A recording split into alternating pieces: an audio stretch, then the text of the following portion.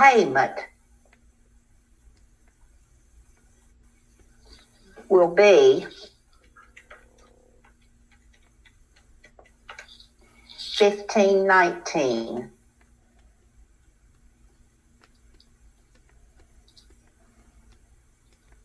Whoops.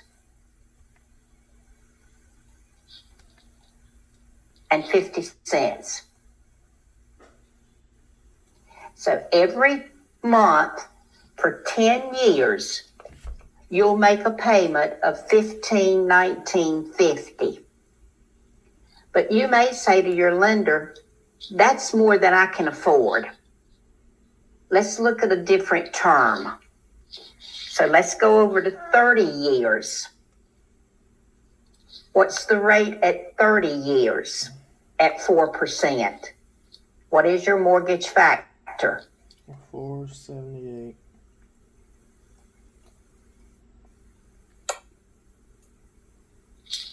4.78, right. So let's take that same 150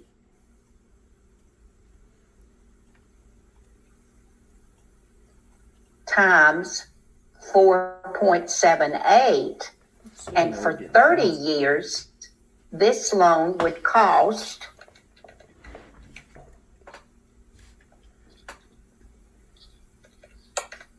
$717.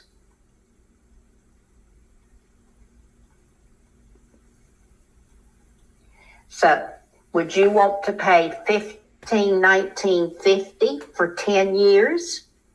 Or would it be easier for you to pay $717 for 30 years? The latter. And then that buyer can decide which one he wants to go with. Does that make sense now?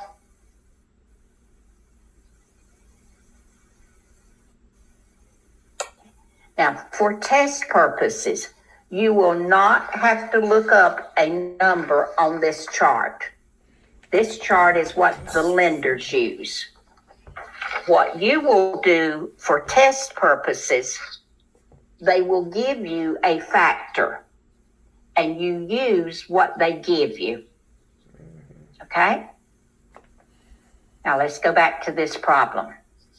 Okay. There's a couple of things you have to do. Alrighty, that's all you have. You're going to have to determine what your loan amount is going to be.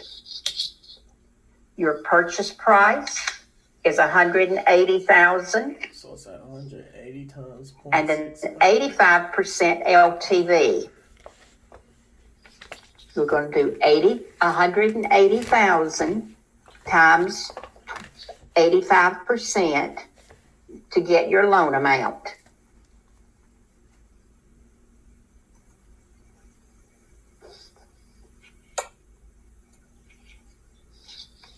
$153,000, right, Montague? Now divide that $153,000 by 1,000. That will give you the number of thousands, 153.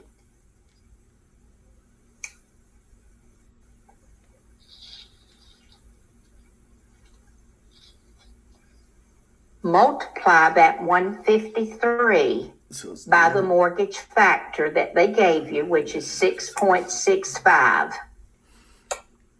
Mm-hmm. And then we're going to do the taxes.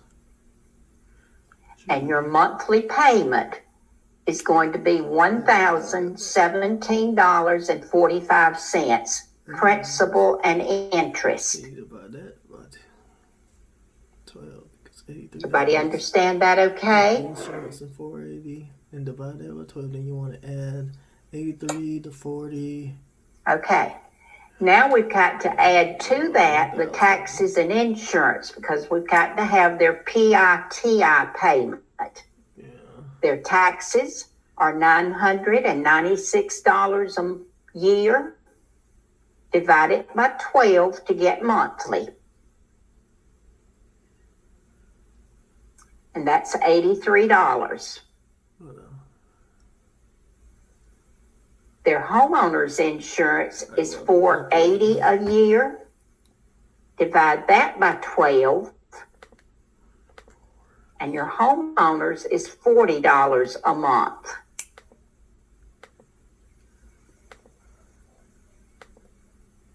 $36, right? Now add their PI payment, principal and interest, $1017.45, plus the T taxes, $83, plus the homeowners, $40. And that will give you their total PITI payment. Yeah, but then we're gonna have to add in the student loan. Student loan per year. Oh my gosh. What did you get?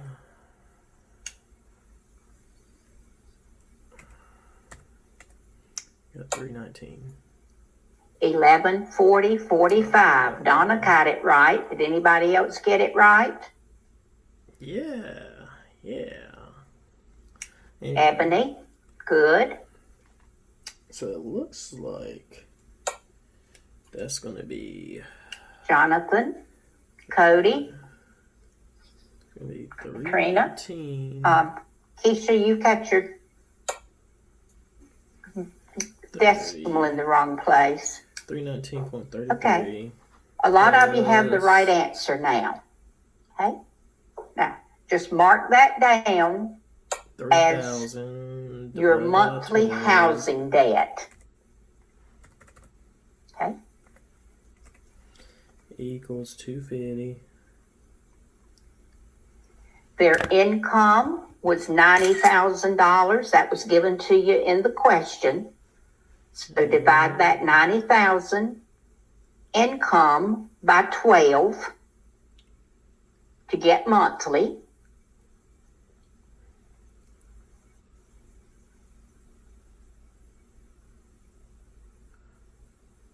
Okay. Did you get $7,500 income times 28%? They can afford $2,100 for their housing debt. Mm-hmm.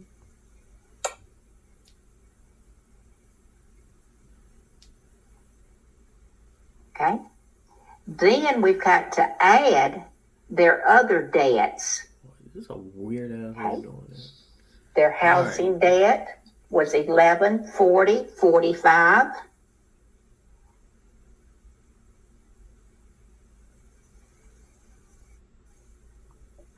So just mark that down and then add up their recurring debt. They've got $375 for credit cards, $315 for a car payment, $3,000 annual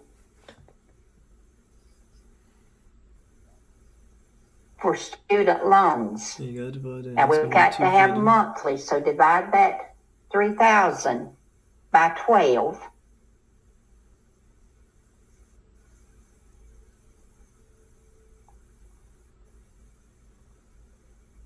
And how much is their monthly student loan?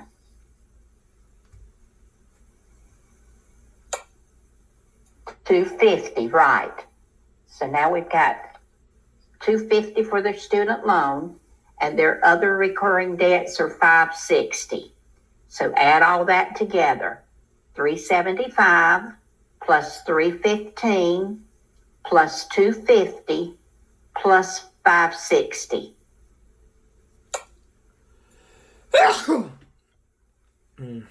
$1,500, right. Mm-hmm. Okay, now we've got to analyze these totals. Take your $7,500 income, multiply it by 36%.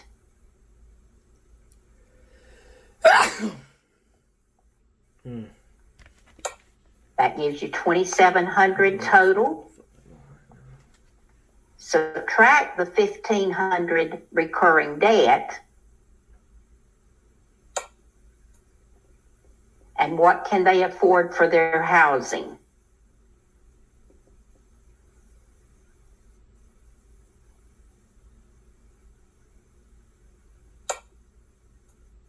1,200, right. And what's their housing debt? 1,140. So that's less than 2,000. So would they qualify? Yes. Yes, they would. Okay. Todd asked the question earlier, how many long questions like this are on your state exam? Probably 2 or 3. Why were the utilities not included? Because utilities is not a recurring debt.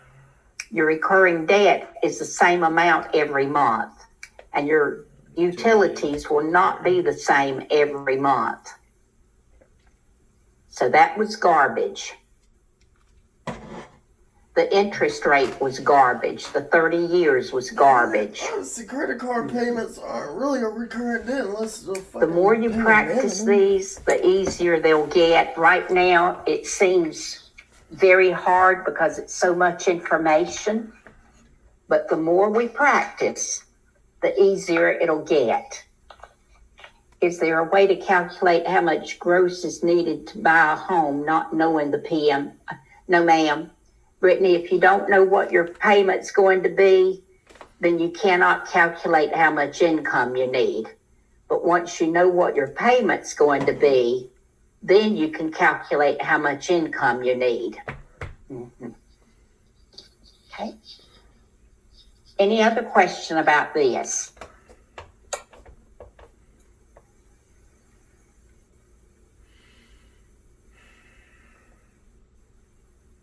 This math had been taken out of the state exam, but it will go back in.